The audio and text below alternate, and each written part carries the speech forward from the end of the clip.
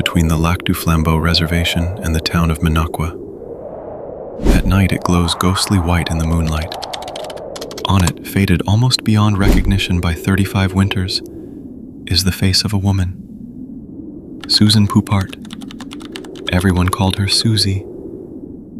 A retired pilot named Ron Carlson drove past that billboard for more than 30 years on his trips to the North Woods. And one day, he finally stopped and said the thing that changed this case. There's that sign, all faded. Almost can't see her face anymore. Now, I gotta dig into this. Here is what makes this case different from every cold case you've ever heard. This is not a mystery where nobody knows what happened. This is a community of a few thousand people where, according to the county sheriff himself, the answer has been known for decades. Where the men publicly identified as persons of interest still live and work on the reservation. Where Suzy's own children, now grown, pass them in daily life. Her son said it in one devastating sentence.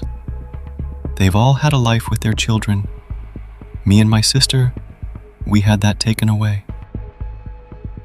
35 years, one billboard, 3 men, and an entire town's silence. That silence may finally be about to break because of a vacuum, a deck of playing cards, and $25,000. Before she was a face on a billboard, Susan Poupart was a whole person, and her family wants you to know that person. She was 29 years old, a citizen of the Lac du Flambeau band of Lake Superior, Chippewa, an aspiring artist, left-handed. She had studied at American Indian University in New Mexico before coming home to the reservation. Her son Jared remembers what people always told him about her. She was small, but no slouch in a fight. Strong-willed. She didn't take anything from anybody, and she wasn't afraid to speak her mind. And she was a mother of 2. Jared was 9. Her daughter Alex had just turned 3. Suzy went missing exactly 2 months after Alex's 3rd birthday. Alex has almost no memories of her mother. She describes the few she has like dreams, fleeting photographs flashing through her mind. Everything else she learned secondhand, that her mom was an artist, that she was left-handed. Fragments, a mother assembled from other people's memories. One thing everyone agreed on, Suzy would never, ever have abandoned her children. Which is why, when she didn't come home from a party in May 1990, her mother and sister knew immediately that something was wrong. Saturday night into Sunday morning. A house party on Minocqua Street, on the reservation. A going-away celebration for a young man who had signed up for the military. Suzy was there. People were drinking. And around 4 a.m., she was ready to go home. 3 young men, local men, tribal members, men she knew, told her they would drive her home. She got into the car. And here is the first detail that should stop you cold. One witness later told police that Suzy wasn't simply getting in. She appeared to be forced into that vehicle. The second detail is geography. To take Suzy home, the car needed to turn right toward Little Pines. Witnesses watched it leave the party and turn left, the opposite direction, away from her home. The men would later claim there was an argument in the car and that they dropped her off near a school. Alive, they said, and walking. No one ever saw Suzy Poupart alive again. Days passed with no word. For a woman who never left her kids, days were an eternity. Her mother and her sister filed a missing person report. Now, a jurisdictional detail that matters. Lac du Flambeau in 1990 had no tribal police department. Under a federal arrangement called Public Law 280, serious crimes on the reservation fell to the Vilas County Sheriff's Office. So a county agency, outside the community was now responsible for finding a missing Ojibwe mother, a dynamic that plays out in Indigenous cases across America, and rarely well.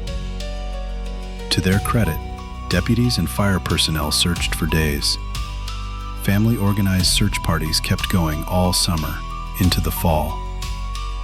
The woods of northern Wisconsin are vast, millions of acres of forest and swamp. Summer ended. The leaves fell. Snow was coming. And then came Thanksgiving Day, 1990. November 22nd, 1990. Deer hunters are moving through the Chequamegon-Nicolet National Forest, roughly 12 miles from the reservation, across the county line, in a remote area of cedar swamp and dense brush. Under harvested trees, they find a purse, a tribal ID card, clothing. They pull on a jacket and discover human remains wrapped in plastic. Dental records confirm it. Susan Poupart. The scene tells investigators several things, all of them terrible. The plastic and the duct tape mean this was no accident and no hit and run. Someone worked to hide her. The remains are partial and badly decomposed after 6 months in the forest. The exact cause of death can never be determined, but the sheriff's office is unequivocal. This is a homicide. And investigators believe Suzy was sexually assaulted before she was killed. One more detail from the man who would later become sheriff. The two main persons of interest were deer hunters, and that specific remote area of forest was ground they knew intimately. In his words, a comfort area. Whoever left Suzy there wasn't lost. They knew exactly where they were. For her son Jared, 9 years old, the memory of that day never faded. An uncle telling him his mom wasn't coming home, refusing to believe it. And then police showing a child his mother's purse and necklace, asking him to identify them. To this day, for the Poupart family, Thanksgiving is not a holiday. It's an anniversary. Here's where this case should have ended. 3 named men, a witness who saw force, a car that turned the wrong way, a dump site the suspects knew well. Instead, it hit a wall, and the wall was silence. Over 3 decades, investigators interviewed hundreds of people, including every single attendee of that party. The 3 men were questioned again and again. They gave little. Their story, dropped her at a school, never changed and never got better.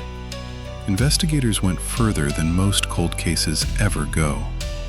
Wisconsin allows a rare legal tool called a John Doe hearing, a secret proceeding where witnesses can be compelled to testify before a judge.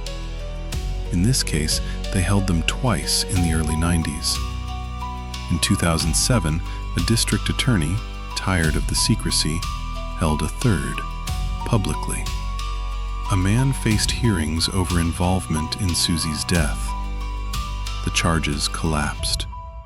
Witnesses declined to appear. Read that again. Not no one knew anything. Witnesses declined to appear. The sheriff's office has said it plainly.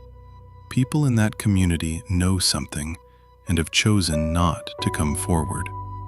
Most investigators believe out of fear. A tribal elder once described what that does to a place. The unsolved murder, he said, sat on Lac du Flambeau like an illness, a wound that never closed, quietly poisoning everything around it. And the 3 men? 2 still live and work on the reservation, raising families, living freely. The third is behind bars, not for Suzy, but for an unrelated impaired driving conviction. Which brings us to the cruelest fact in this whole story. Jared and Alex Poupart didn't just grow up without their mother. They grew up alongside the men everyone whispered about. Same small community, same roads, same stores. They've all had a life with their children, Jared said. Me and my sister, we had that taken away. So the family did the only thing left. They refused to let Suzy fade. The billboard went up on Highway 47, and when weather ate it, they raised money and replaced it. In June 2024, the Wisconsin Indigenous Riders held their 4th annual motorcycle ride for missing and murdered Indigenous people, and the funds put a brand new billboard up in March 2025. Suzy's face restored, watching the highway again. Alex, the daughter with dream fragment memories, launched a crowdfunding campaign for DNA testing that raised over $10,000, writing simply, "There are items that still haven't been tested, and technology has changed." Jared built his answer differently. He now serves on the Lac du Flambeau Tribal Council. The boy who was shown his mother's purse became one of the community's leaders. His words, "The winds of change are finally coming. The new generation has a different outlook on accountability." And every single day, his own words, "I think about my mom. I say hi to her and tell her I love her." Then the outsiders started arriving. Ron Carlson, the retired pilot from Chicago who'd passed that faded billboard for 30 years, runs a YouTube channel called Faces of the Forgotten, with over 600,000 subscribers telling the stories behind gravestones. In July 2024, standing at Suzy's grave, he made a promise on camera. $10,000 of his own money for DNA and genealogy testing. Asked if he was serious, his answer, "Time is ticking. I want to see the killers caught." A national podcast, The Deck, featured Suzy's case, a show built around actual decks of playing cards printed with unsolved cases and distributed inside jails and prisons. Somewhere in a Wisconsin cell right now, someone may be holding a card with Suzy Poupart's face on it. And someone in a cell has far less reason to protect 3 men on the outside. Now the science. Because this is where 35 years of waiting becomes a live investigation. Back in 2014, testing found male DNA on evidence from the scene, but not enough for a usable profile. The technology simply wasn't there. In 2024, with funding from Season of Justice, a nonprofit born out of the true crime podcast world, the Vilas County Sheriff's Office sent evidence to the state crime lab in Wausau for something called M-Vac testing. Picture a miniature carpet cleaner. It sprays sterile solution onto decades-old material and vacuums it back through a filter, capturing microscopic cells that older swabbing methods could never reach. The first round came back insufficient, the samples too degraded to build a profile. A gut punch. But it wasn't the end. In April 2025, another batch of evidence went out for testing, funded by Alex's crowdfunding and Carlson's pledge, including next-generation genealogy techniques, the same family tree building science that identified the Golden State Killer. County, state, tribal, and federal agencies are now cooperating on the case. The detective handling it won't discuss the results. In his words, he can't touch on DNA at this time, due to the integrity of the case and pending results. Read between those lines. That is not the language of a dead case. And in May 2025, 35 years to the month after Suzy vanished, the Lac du Flambeau tribe put its own weight behind the endgame. A $25,000 reward for information, explicitly citing advanced DNA examination as the path to a breakthrough. The billboard is new. The reward is real. The evidence is in a lab. Every wall of silence has a price. This community is about to find out if $25,000 and 35 years of a family's grief is enough to break this one. One final piece of context, because Suzy's story is not an isolated tragedy. According to the FBI, more than 10,000 indigenous people were reported missing in the United States in 2023 alone. The Department of Justice reports that in some tribal communities, indigenous women are murdered at rates more than 10 times the national average. And for decades, cases like Suzy's, indigenous victims, rural jurisdictions, outside agencies, received a fraction of the investigation and a fraction of the headlines. In May 2025, supporters gathered on the steps of the Wisconsin State Capitol for a rally called Say Her Name. So let's do that. Her name was Susan Poupart. Suzy, an artist, left-handed, a mother who would never have left her kids. 35 years ago, 3 men told a 29-year-old mother they would drive her home, and turned the car the other way. Since then, 2 John Doe hearings, a third in open court, hundreds of interviews, witnesses too afraid to appear, 2 persons of interest living free on the same small reservation as the children of the woman they're suspected of killing. And through all of it, one faded face on Highway 47, staring out at every car that passes, including, almost certainly, theirs. Suzy's daughter grew up with a mother made of fragments. Suzy's son grew up to lead the very community that stayed silent. And he greets his mother every single morning anyway. The billboard is new now.